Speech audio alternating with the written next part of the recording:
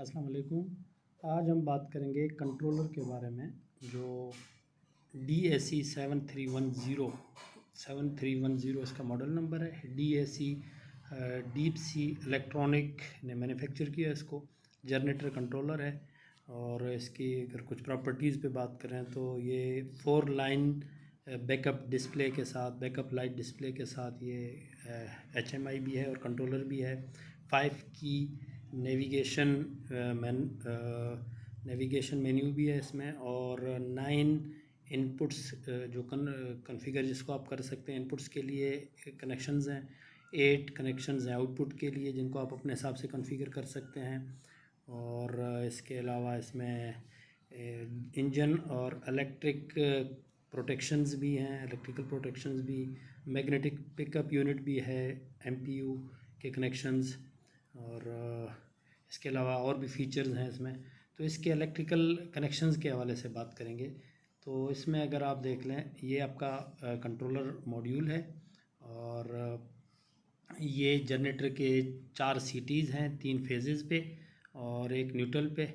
Generator के CTs के बाद कनेक्शन लिए हुए हैं इसके वोल्टेज के सेंसिंग के लिए, फिर सर्किट ब्रेकर है और आगे आपका पावर लोड की तरफ जा रहा है। ये पावर के 4 वायर 3 फेज सिस्टम आपको नज़र आ रहा है।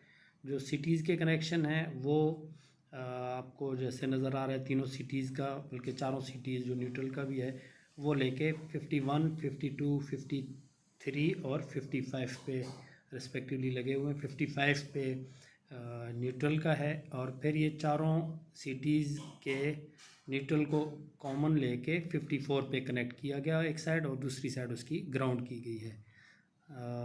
इसके बाद चारों लाइन से यानी 3 फेजेस और न्यूट्रल का तीनों फेजेस का फ्यूज़ प्रोटेक्शन के साथ लिए गए हैं। 43, 44 और 45 पे कनेक्ट किए गए हैं और न्यूट्रल जो है ना वो 46 पे कनेक्ट किया गया और साथ में न्यूट्रल को लूप करके जनरेटर के ब्रेकर को भी दिया गया क्लोजिंग के लिए।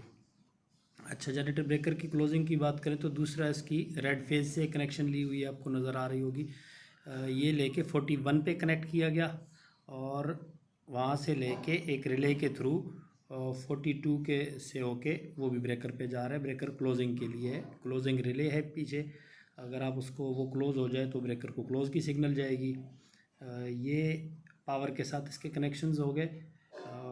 अब जैसे 51, 52, 53, 4 और 5 पे सिटीज़ के कनेक्शन है। 43, 44, 45 पे तीनों फेजेस के वोल्टेज सेंसिंग के हैं। उसके बाद न्यूट्रल का 46 पे है और 41 और 42 ब्रेकर क्लोजिंग रिले के हैं। ये इसके साथ फिर आप मॉड्यूल में नीचे देखेंगे आपको RS485 के कनेक्शन के लिए भी पोर्ट दी हुई है, नज़र आ रहा है। RS232 का भी है, आप इसकी प्रोग्रामिंग वगैरह कर सकते हैं लैपटॉप लगा के। फिर नीचे आएँ तो 1 और 2 ये बैटरी सप्लाई के लिए हैं, बैटरी कनेक्शन जो मॉड्यूल को सप्लाई के लिए दी जाती है। और 2 पे आप पॉजिटिव टर्मिनल कनेक्ट करेंगे थ्रू अ प्रोटेक्शन फ्यूज़ और 1 को डायरेक्टली आप ग्राउंड करके फिर न्यूट्रल कॉमन लेंगे। तमाम आपके जो इनपुट्स और आउटपुट्स हैं उन तमाम के न्यूट्रल को कॉमन करके, नेगेटिव को कॉमन करके 1 पे कनेक्ट कर लेंगे, जो बैटरी के साथ भी कनेक्ट होगा और साथ में ग्राउंड भी होगा। उसके बाद नंबर 3 पे आपको जो सप्लाई नज़र आ रही है ये है अल्टरनेटर पे भी जा रही है और साथ में बैटरी पॉजिटिव टर्मिनल से कनेक्ट होके इमरजेंसी स्टॉप पुश बटन पे भी।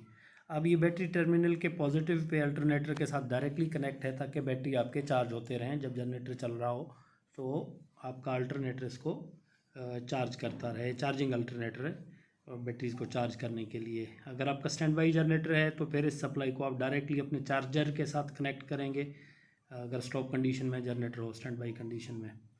और दूसरा जो ये सप्लाई लिया हुआ है फ्यूज़ के थ्रू 32 एम्पेयर ब्रेकर के साथ इमरजेंसी स्टॉप पुश बटन, ये डायरेक्टली जब ओपन होगा तो आपके दोनों जो क्रैंक और फ्यूल के सप्लाई हैं उनके रिलेज ओपन होंगे और जनरेटर आपका स्टॉप होगा। ये 4 और 5 पे आपको नज़र आ रहा है फ्यूल और क्रैंक के सप्लाई हैं और नीचे उनको न्यूट्रल के साथ कॉमन नेगेटिव के साथ भी कनेक्ट किया हुआ है।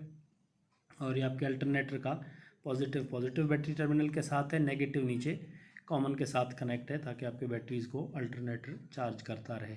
और इसकी तीसरी जो चार्ज अल्टरनेटर की सप्लाई है वो जा रही है 6 पे। इसके बाद आपके पास इनपुट्स हैं, एनालॉग लो ऑयल प्रेशर का है, हाई कूलेंट टेम्परेचर का है, फ्यूल लेवल का है, सेंडर। ये आपके जो है ना 16 से लेके आगे 16, 17, 18, 19 ये कनेक्ट होंगे इन पोजीशंस पे, और नीचे डायरेक्टली वो ग्राउंड के साथ या नेगेटिव के साथ कनेक्ट होंगे। उसके बाद अगर आप आगे आएँ, फिर ये और इनपुट्स हैं, इनको आप अपने हिसाब से कॉन्फ़िगर कर सकते हैं। 8 इनपुट्स हैं जो आउटपुट्स हैं, सॉरी, ये आपको जो दिख रहा है 60, 61, 62 वगैरह से लेके 67 तक, इनको आप यूज़र अपने हिसाब से कॉन्फ़िगर कर सकते हैं, कोई फायर अलार्म सिस्टम के लिए या किसी और अपने रिक्वायरमेंट के हिसाब से आप कॉन्फ़िगर कर सकते हैं। फिर 8, 9, 10, 11 ये देख सकते हैं आप, ये डिजिटल आउटपुट्स के हैं, ये भी यूज़र अपने हिसाब से कॉन्फ़िगर कर सकता है किसी ट्रिप कमांड के लिए या किसी कॉमन अलार्म के लिए, ये यूज़ कर सकते हैं उस हिसाब से कॉन्फ़िगर करके। उसके बाद आपकी engine ECU, engine controller unit, ये 27, 25 और 26 ये इंजन कंट्रोलिंग के हवाले से हैं, जो इंजन के प्रोटेक्शंस हैं ओवर स्पीड के, ओवर टेम्परेचर वगैरह के, उन उसके कंट्रोलर्स हैं। और साथ में ऊपर आपको प्रोग्रामिंग यूनिट इसका नज़र आ रहा है मॉड्यूल के ऊपर, और इसके ऊपर है 24, 23 और 22, ये MPU को जा रहे हैं, मैग्नेटिक पिकअप यूनिट के लिए। ये मैग्नेटिक पिकअप यूनिट आपके असल में RPM और स्पीड के लिए हैं, तो इसके कनेक्शंस 24, 22 और 3 पे होंगे रिस्पेक्टिवली, जैसे आपको नज़र आ रहा है। और ये इसके मेजर कनेक्शन हैं, और 39 और 40 का भी है, आउटपुट के लिए है। कोई आप इसमें अगर आपकी रिक्वायरमेंट है ट्रिपिंग वगैरह की, तो उसमें आप कनेक्शंस कर सकते हैं। और 42 तक तो ऑलरेडी बता चुके हैं आपको। हाई स्पीड वगैरह के लिए जो आपके पेरिफेरल्स वगैरह हैं, इस तरह की चीज़ें आप 28, 29 और 30 पे कनेक्ट कर लेंगे। तो ये आपके इस मॉड्यूल के टोटल कनेक्शंस के हवाले से आपको बताया। जैसे ऊपर आपको बता चुके हैं कि पावर के साथ इसके CTs और वोल्टेज के सेंसिंग कनेक्ट होंगे, और जनरेटर के ब्रेकर का भी बता दिया, PMU मैग्नेटिक पिकअप का भी बता दिया, और नीचे इनपुट और आउटपुट जो सिग्नल्स हैं उनके कनेक्शंस बता दिए। और ये टोटल आप इस तरह करके अपने जनरेटर की वायरिंग कर सकते हैं। बड़ा ही ये एक रिलायबल कंट्रोलर है डीप सी वालों का, और इसको मुख्तलिफ़ जनरेटर्स पे यूज़ किया जाता है। इसकी जो रिलायबिलिटी है वो